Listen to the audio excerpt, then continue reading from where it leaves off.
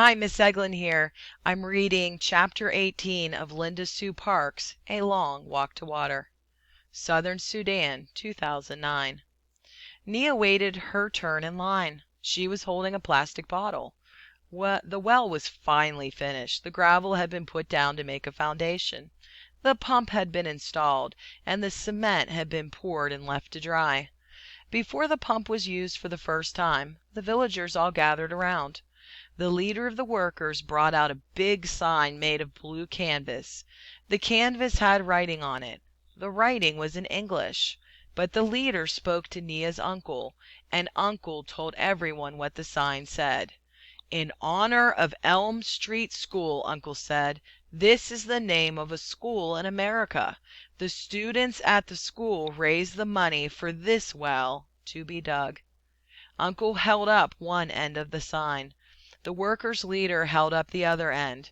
Everyone else stood around it, and one of the workers took their picture. The picture would be sent to the American schools so the students there could see the well and the people who were now using it.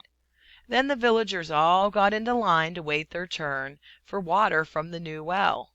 When Nia reached the head of the line, she smiled shyly at her uncle, who paused in his work for a moment to smile back at her. Then he began moving the pump handle up and down, up and down.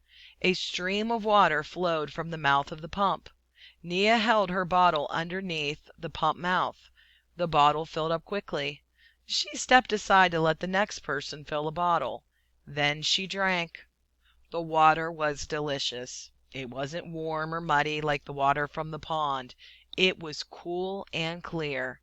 Nia stopped drinking and held up the water so she could look at it. Funny that something without any color at all could look so nice. She drank a few more sips, then glanced around. Everyone had a bottle or a cup. They were drinking that lovely water, or waiting in line for more, or talking and laughing. It was a celebration. An old granddad standing not far from Nia shook his head.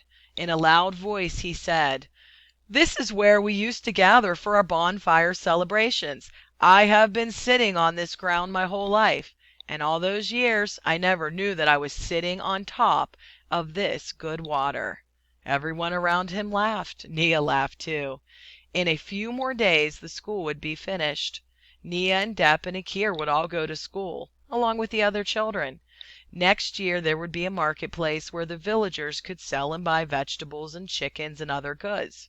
There was even talk of a clinic someday, a medical clinic, so they wouldn't have to walk so far to get help, as they had to when Akir was ill. It was the well that was bringing the village all these good things. But the well was not for their use alone. People would come from miles around to fetch the good clean water. Nia knew from listening to the grown-ups that the crew leader had made many arrangements concerning the well. No one was ever to be refused water. Some of the villagers would be responsible for maintaining the well. They would be busy with this new work, so the entire village was to help them with their crops and cattle.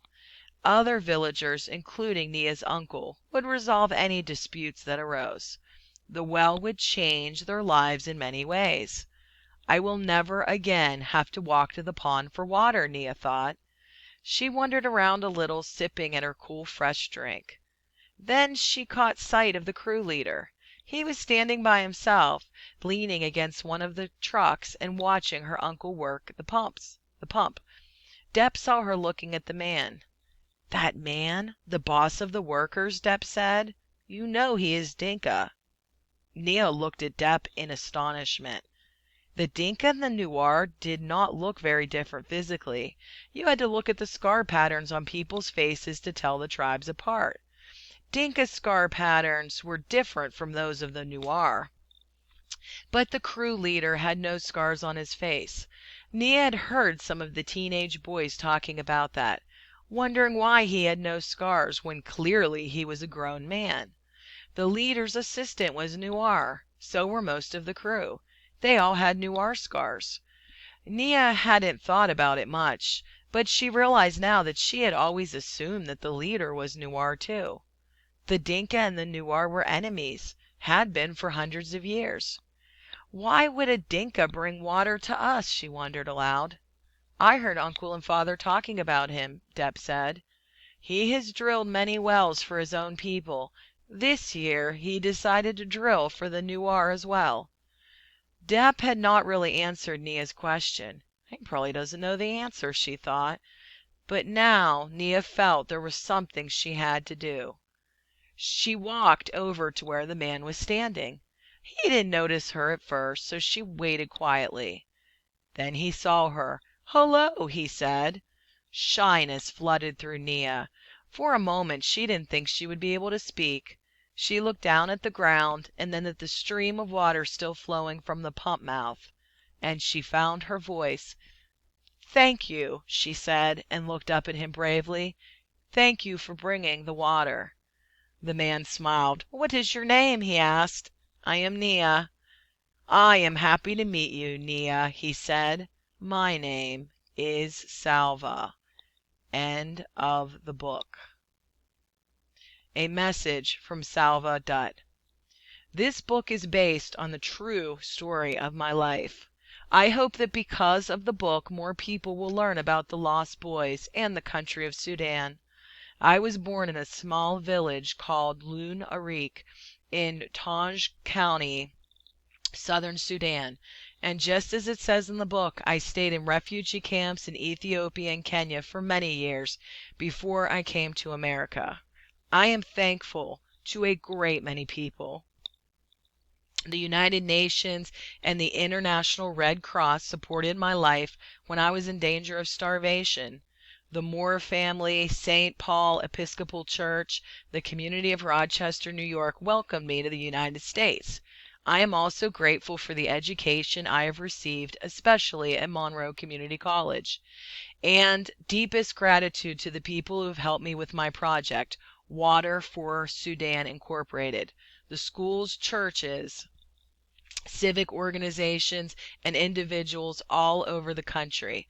Special thanks to the Board of Water for Sudan and to the Rotary clubs that have worked closely with me. My dreams of helping the people back home in Sudan are beginning to come true. I overcame all of the difficult situations of my past because of the hope and perseverance that I had. I would not have made it without these two things. To young people, I would like to say, stay calm when things are hard or not going right with you. You will get through it when you persevere instead of quitting. Quitting leads to much less happiness in life than perseverance and hope. Salva Dutt, Rochester, New York, 2010. Thank you for listening. End of novel.